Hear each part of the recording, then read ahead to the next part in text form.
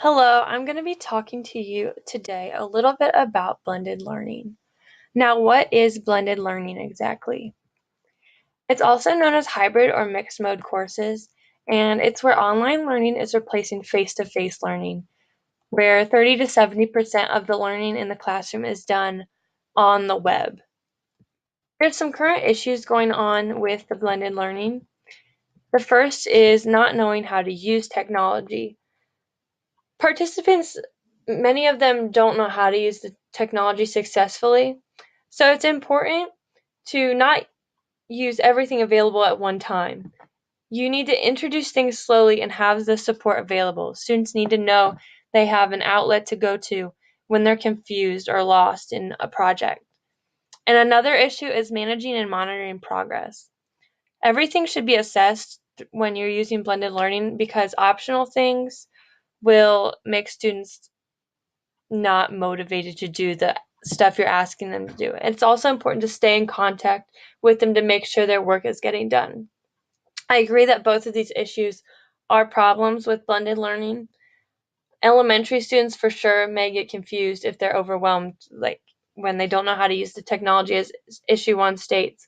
And issue 2, I believe, is more of a problem with older students, but it's still a problem with younger students because the younger students are more motivated, I believe, than the older students sometimes, but they need to have that progress monitored and managed.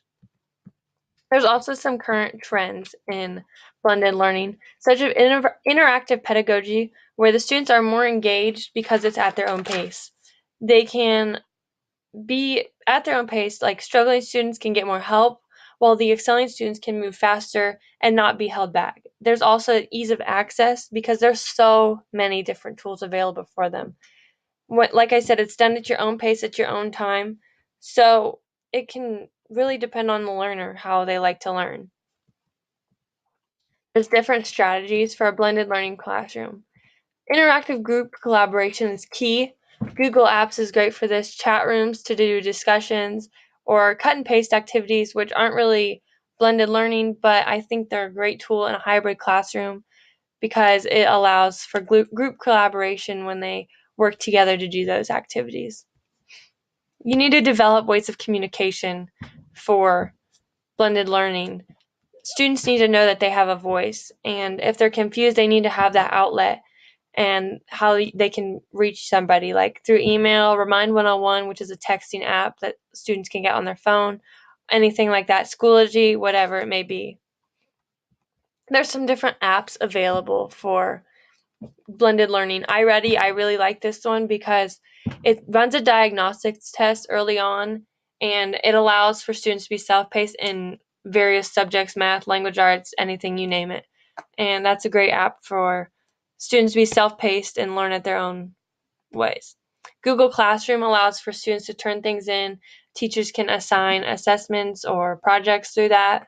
I believe slides, docs, and all that goes with it. Students get their own email through the classroom, and that's a great tool. Kahoot's another one. It's an online review quiz type thing.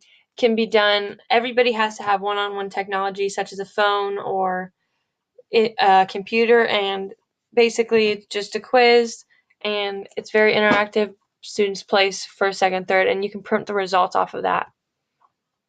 As an educator, I feel blended learning is essential in the growing world of technology. It allows for students to be self-paced, and I really like this idea.